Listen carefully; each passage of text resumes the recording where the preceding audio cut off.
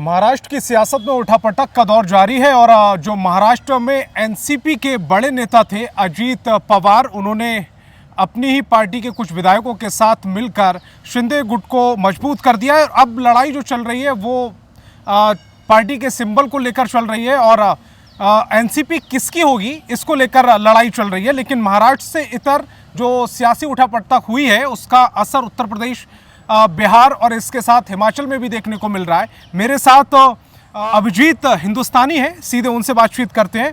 अभिजीत जी, जो उठापटक चल रही है महाराष्ट्र में, इससे पहले भी हुई थी, उम्मीद भी थी इस तरह की उठापटक होगी, लेकिन अनुमान ये लगाया जा रहा था कि सबसे पहले शायद हिमाचल की सरकार को तोड़ना आसान होगा। 5-6 विधायकों का दोनों ही दलों में अंतर है, वहाँ आसानी से टूट हो जाती। और जिस तरह से जो बयान आया था कांग्रेस के नेता का, विक्रमादित्य का, तो ऐसा लग रहा था कि शायद हिमाचल पहले तोड़ेगी बीजेपी, लेकिन पासा उलट गया। अब देखिए, ये 2024 का चुनाव आने वाला है और आपको इस तरह का जहाँ जहाँ विपक्ष का थोड़ा थोड़ा अस्तित्व जहाँ जहाँ है तो वहाँ वहाँ इस तरह का दिखने लगेगा। अब लोग कह भी रहे हैं और ये चर्चा भी चल रही है कि अब महाराष्ट्र के बाद अगला नंबर किस स्टेट का? आपने कहा हिमाचल का, मुझे लगता है कि बिहार में इसकी संभावना काफ़ी बन रही है, क्योंकि बिहार में आप देख सकते हैं नीतीश के बहुत करीबी हुआ करते थे, राइट हैंड हुआ करते थे आरसीपी सिंह। इतने सालों तक नीतीश के हमदर्द बन के रहे, पार्टी को मजबूत किया, लेकिन आज वो कहाँ हैं? बीजेपी के साथ हैं। उसके बाद आप आ जाइए जो कुशवाहा भी एक समय में नीतीश के बहुत करीबी हुआ करते थे और कुशवाहा भी अलग हो गया नीतीश से। नहीं, कुशवाहा तो अपनी अलग पार्टी भी चला रहे थे ना, बीच में दोनों साथ हो गए। मर्ज कर दिया था उन्होंने। मर्ज करने का मतलब है कि हम आपके साथ फुल कमिटेड हैं। ठीक, उपेंद्र कुशवाहा फिर अलग भाषा बोलने लगे और धीरे धीरे फिर नीतीश का साथ छोड़ दिया उन्होंने। अब बात है अंदर खाने भी ये चर्चा चल रही है कि जिस तरह से नीतीश कुमार ने कहा है कि मेरे उत्तराधिकारी तेजस्वी होंगे, मैं आखिरी बार सीएम बन रहा हूं और उसके बाद तेजस्वी का नंबर है, तो उस हिसाब से कई सारे ऐसे लोग हैं जेडीयू के अंदर ही जो इस बात से नाखुश हैं। उन्हें लगता है कि फिर पार्टी में मेरा क्या काम, और क्या तेजस्वी के अलावा क्या जेडीयू में ऐसे कोई नेता नहीं है जो सीएम पद के लिए बने? फिर जेडीयू का क्या अस्तित्व रहेगा? अगर आरजेडी से कोई कैंडिडेट आके सीएम बन जाए तो जेडीयू क्यों मेहनत कर रही है? तो एक अंदर खाने भी नीतीश के अंदर विरोध पनप रहा है कि नीतीश तो सीएम बन गए लेकिन पार्टी को दरकिनार कर दिया, अगला सीएम कौन होगा या कौन नीतीश अपना उत्तराधिकारी बनाएंगे। अब जब उन्होंने कह दिया कि तेजस्वी, तो जाहिर सी बात है जेडीयू के अंदर भी काफी तनाव है इस वक्त। नहीं, जेडीयू के अंदर तनाव है। इधर विपक्षी एकता की बात कर रहे थे, जयंत चौधरी नहीं गए उत्तर प्रदेश से। कहा जा रहा है कि जाटों के बड़े नेता होने का दावा उनकी तरफ से किया जाता है, वो भी अपनी एक अलग राह पकड़ते हुए नजर आ रहे हैं। लग रहा है कि विपक्षी एकता जो ढोल पीटा जा रहा है वो सिर्फ ढोल ही है। देखिए, जाहिर सी बात है, एक सबका अपना अपना मोटिव है। जैसे केजरीवाल गए थे, केजरीवाल ने कहा था कि पहले दिल्ली अध्यादेश के मुद्दे पे बात होगी, केंद्र ने जो अध्यादेश लाया उसके खिलाफ हैं हम, फिर जाके हम एक मोटिव होके बात करेंगे क्या चर्चा होनी चाहिए। तो केजरीवाल ने पहले ही बैठक से पहले ही ये शर्त रख दी थी कि पहले केंद्र ने जो अध्यादेश लाया उस पर बैठक हो गया, और वो बाद में आप देख सकते हैं पीसी में भी शामिल नहीं हुए थे केजरीवाल। तो एक तो ये फुट हो गया, ऊपर से के चंद्रशेखर राव वो भी नहीं आए थे, इसके अलावा आप कह रहे हैं जयंत चौधरी वो भी नहीं आए थे। तो एक ना एक जो एकजुटता दिखाने की कोशिश चल रही है विपक्ष की तरफ से, वो एकजुटता में कहीं ना कहीं कमी। सवाल ये है कि जैसे विपक्षी एकता की बात तो चल रही है, लेकिन जो इनके गठबंधन के साथी हैं, जैसे अजीत पवार अलग हो गए, वो अब तो पार्टी के अस्तित्व की भी लड़ाई चल रही है वहाँ पर, एनसीपी में किसकी पार्टी होगी। यही जयंत चौधरी उत्तर प्रदेश में साथ लड़े हैं अखिलेश यादव के। सवाल ये है कि क्या अखिलेश यादव से छिटक कर बीजेपी के साथ जाएंगे? क्योंकि बीजेपी इस समय जिन जिन स्टेट्स में वो उसको ज़्यादा सीटें चाहिए, जहाँ से वो केंद्र की 300 का आंकड़ा आसानी से पार कर सकते हैं, जितने भी बड़े स्टेट्स हैं, उनके जो भी साथी हैं विपक्षी दल के, जो उनको वहाँ पर फाइट दे सकते हैं, उनको तोड़ने की कोशिश कर रही है। तो ऐसा लगता है कि अब अगला नंबर जयंत चौधरी का होगा, उनकी पार्टी का होगा। देखिए, बिल्कुल हो सकता है, कोई इसमें अचरज की बात नहीं होगी कि अगर ऐसा होता है तो, क्योंकि एक तो बीजेपी का इतिहास रहा है, जहाँ जहाँ उसे नजर आता है कि विपक्ष मजबूत होती दिख रही है, तो वहीं पे उसे तोड़ दिया जाता है। उत्तराखंड की बात की जाए या फिर एमपी की बात की जाए, तो जहाँ भी लगता है गवर्नमेंट संख्या बल के हिसाब से देखा जाए तो कांग्रेस आगे रहती है, लेकिन अगले ही पल में आंकड़ा बदल जाता है और गवर्नमेंट बीजेपी की बन जाती है। तो ये जोड़ तोड़ का खेल, और 2024 के मद्देनज़र ये बिल्कुल हो सकता है कि जयंत चौधरी बीजेपी का साथ दे दें।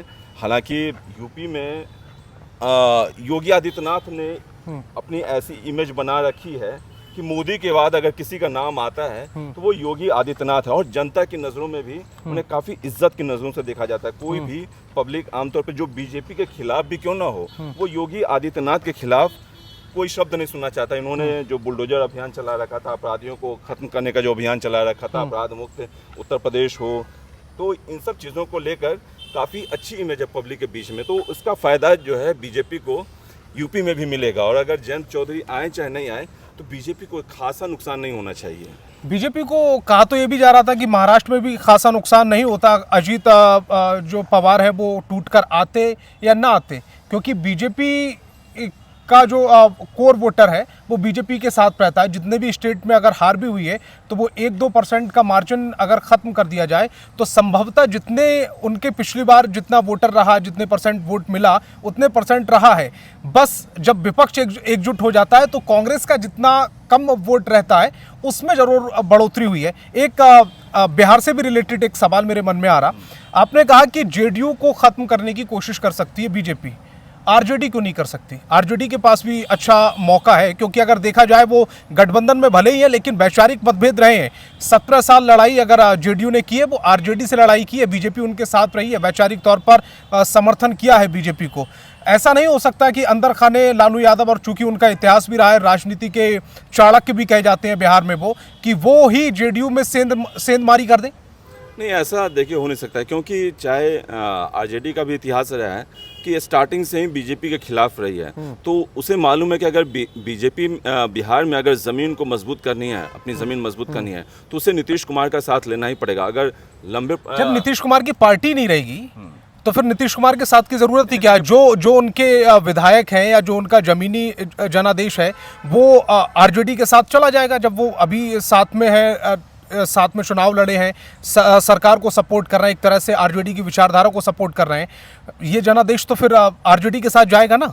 देखिए, अभी विधानसभा चुनाव 2025 में होना है। 2025 में विधानसभा चुनाव है और लोकसभा चुनाव 2024 में है, और तो ये विधानसभा चुनाव लेट है, लोकसभा के बाद है, तो इसलिए अभी फिलहाल इन दोनों पार्टियों का फोकस लोकसभा चुनाव पे है, और ये अभी एक दूसरे को नुकसान नहीं पहुंचाएंगे। और लोकसभा पर फोकस भले ही है। मेरे एक और साथी मेरे साथ इस समय मौजूद हैं, मिश्रा जी, कात्यायन मिश्रा जी, मैं उनसे भी पूछना चाहता हूं। लोकसभा की लड़ाई बेशक है, लेकिन लोकसभा की अगर स्थिति में देखें तो बीजेपी कहीं से भी किसी भी स्टेट में कमजोर नजर नहीं आ रही। हालांकि मध्य प्रदेश में इस बार विधानसभा में जबरदस्त फाइट होने के अनुमान लगाए जा रहे हैं। जो एग्जिट पोल आ रहे हैं उनमें ऐसा लग रहा है कि जबरदस्त फाइट होगी, बहुत कम मार्जिन से जो भी पार्टी जीते हुए, मार्जिन बहुत कम होगा, वोट बैंक का मार्जिन बहुत कम होगा।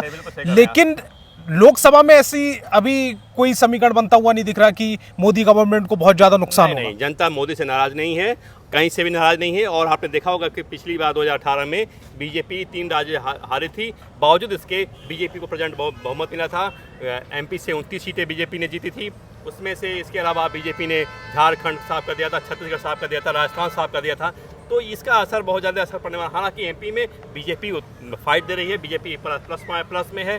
ऐसा नहीं कि बीजेपी ऐसी राज्य से कोई नाराज है एमपी में। हाँ, छत्तीसगढ़ में थोड़ी स्थिति खराब है बीजेपी की, राजस्थान में बीजेपी को मिल रहा है। लेकिन सबसे बड़ी बात है कि कर्नाटक का जो साइड इफेक्ट सामने आया है वो है महाराष्ट्र, जहाँ पर एनसीपी, कांग्रेस और उद्धव गुट जो था एक मजबूत स्थिति में था, बावजूद शिंदे के निकलने के, जिसको देखते हुए कांग्रेस को तोड़ने की कोशिश हुई। नहीं कांग्रेस टूटी तो बीजेपी ने और शिंदे ने मिलकर के एनसीपी को तोड़ दिया। कहा जाता था कि शरद पवार जो है राजनीति के पुरोधा हैं, सियासत के बारे में वो बहुत बड़े चाणक्य हैं, लेकिन फेल हो गए, चारों खाने चित हो गए और उनकी एक न चली, और उसके वजह से एनसीपी टूट गई। बड़ी टूट हुई है और बीजेपी के लिए बड़ी उपलब्धि है लोकसभा चुनाव को लेकर के। अगले साल लोकसभा चुनाव भी हैं महाराष्ट्र में और विधानसभा चुनाव भी हैं, दोनों में ये शिकस्त मिली है विपक्ष को। इसका साइड इफेक्ट हो रहा है बिहार में, इसका साइड इफेक्ट हो रहा है उत्तर प्रदेश में। बिहार में सुशील मोदी ने कहा है कि जेडीयू टूट सकती है। अब इसका असर देखिए, ये स्थिति भूल जाएगा।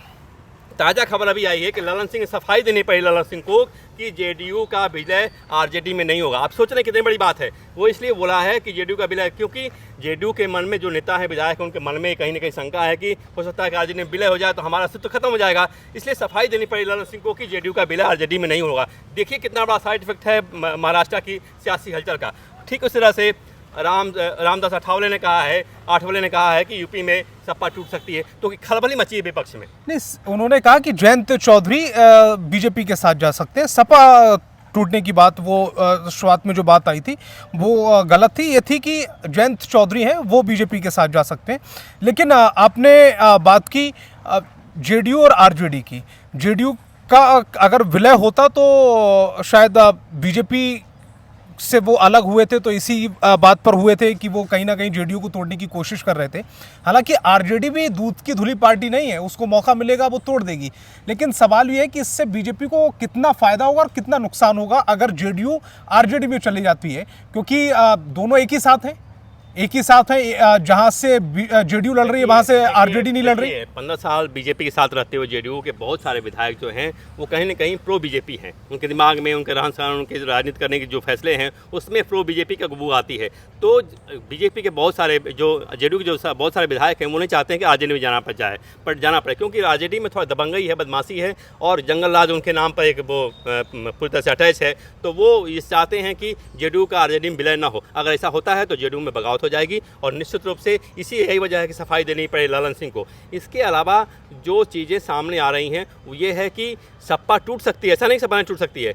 देखिए राजनीतिक जो है पारिवारिक जो पार्टियां हैं आज के वक्त में, उनके लिए बड़ी दुर्गति का वक्त है, क्योंकि वो जो है वो ये नहीं कर पा रही हैं कि एक तो उनको सबसे बड़ा विश्वास का संकट है कि हम क्या अपने परिवार के व्यक्ति को जिम्मेदारी दें, तो परिवारवाद होने का आरोप लगता है। अगर हम परिवार छोड़कर किसी दूसरे को देते हैं तो वहाँ पर वो उस पर विश्वास नहीं है, वो भी टूट जाता है। आप प्रफुल्ल पटेल को ले लीजिए, सुप्रिया सुले को ले लीजिए। शरद पवार ने सोचा कि भाई एक बाहर के व्यक्ति को हम अपना कार्यकारी अध्यक्ष बना देंगे तो लोग नहीं कहेंगे भाई पारिवारिक पार्टी है, लेकिन हुआ क्या परिणाम? प्रफुल्ल पटेल जाके दिखाई दे रहे हैं अजित पवार के साथ। तो ये बहुत बड़ी दुर्गति है परिवारवादी वाली पार्टियों के साथ जो इस समय हो रहा है। हिमाचल की भी बात कर लेते हैं। हिमाचल में सरकार बड़ा मुश्किल से कांग्रेस की बनी है और वो चंद राज्यों में जहां पर सरकार बनी है। हालांकि हिमाचल की बात करने से पहले एक राजस्थान में अशोक गहलोत को क्या आज की राजनीति का चाणक्य मान लिया जाए, क्योंकि जो मौजूदा स्थिति महाराष्ट्र में बनी है, जो मौजूदा स्थिति मध्य प्रदेश में बनी थी, उस स्थिति से एक बार राजस्थान भी गुजरा। हालांकि वो अपनी सरकार बचाने में कामयाब रहे थे। नहीं, आप इसके ज़माने में दो ही चाणक्य हैं और दोनों गुजरात से आए हुए हैं। उनके सामने सबकी चाणक्य फेल है, समझ रहे हैं ना। हाँ, ये है कि सचिन पायलट नहीं टूट पाए, उनको विधायकों की थोड़ी कमी थी, उतना ढंग से उन्होंने खेल नहीं खेला जैसे। या बीजेपी ने बाद में तोड़ने की कोशिश नहीं की? नहीं, ऐसा नहीं है। सचिन पायलट का विधायकों ने नहीं मिल पाए, वो उतना अच्छा काम नहीं कर पाए, विधायकों को जुटा नहीं पाए, इस वजह से वो फेल हुए। इसमें बीजेपी फेल नहीं हुई, फेल हुए सचिन पायलट, जिसकी सजा आज वो काट रहे हैं। जिसकी सजा सचिन पायलट काट रहे हैं। सचिन पायलट अभी भी जा सकते हैं क्या? जा सकते हैं, क्योंकि उनका भाव नहीं मिला कांग्रेस में, और वो खबर आई थी कि वो अलग पार्टी बनाएंगे, लेकिन मुझे नहीं लगता अलग पार्टी का कोई मतलब है राजस्थान में। हिमाचल में कांग्रेस की सरकार कितने दिनों तक चल सकती है? हिमाचल में एक और जयचंद आ गया। कल ही आपने देखा विक्रमादित्य जो है वीरभद्र के लड़के हैं, वो यूसीसी का समर्थन कर रहे हैं, जबकि बीजेपी का जो यूसीसी का है वो कांग्रेस घोर विरोध कर रही है। और बीजेपी और कांग्रेस में जानते हैं छत्तीस का आंकड़ा कितना बड़ा, एक कुत्तों की वाली लड़ाई लड़ती है दोनों में सियासी पार्टियां। तो जहां विक्रमादित्य ने कह दिया कि हम यूसीसी का समर्थन करेंगे, उनको ठुकाई हुई होगी, उनको आला कमान ने दबाया होगा और उनको समझाया होगा कि तुम क्या बोल रहे हो, इसलिए उनका दोबारा बयान नहीं आया है। तो नए अजीत वहाँ पर एक जयचंद कांग्रेस में दिखाई दे रहा है, वो है हिमाचल में एक नया अजीत पवार पैदा हो रहा है। हाँ, अजीत पवार कर सकते हैं, सचिन पायलट कर सकते हैं, सिंधिया कर सकते हैं। नहीं, सचिन पायलट तो टूटे नहीं ना। नहीं टूटे है, नहीं कहाँ पार्टी में है, कहाँ वो। तो मौजूदा स्थिति ये है कि 2024 की लड़ाई के लिए बीजेपी ने अपनी जो कमर है वो कस ली है और साम दाम दंड भेद इस पूरे फॉर्मूले पर बीजेपी आ चुकी है। और इसीलिए जब महाराष्ट्र में उसे मौका मिला तो उसने अजीत पवार को तोड़ने में जरा सी भी हिचकिचाहट नहीं दिखाई। सवाल ये कि क्या बिहार वहाँ से जेडीयू में टूट होगी या आरजेडी को तोड़ेगी, या फिर उत्तर प्रदेश में जयंत चौधरी को तोड़कर कोई मास्टर स्ट्रोक खेलने वाली है बीजेपी। सबकी नज़र अगले कुछ दिनों पर इन्हीं पर रहेगी।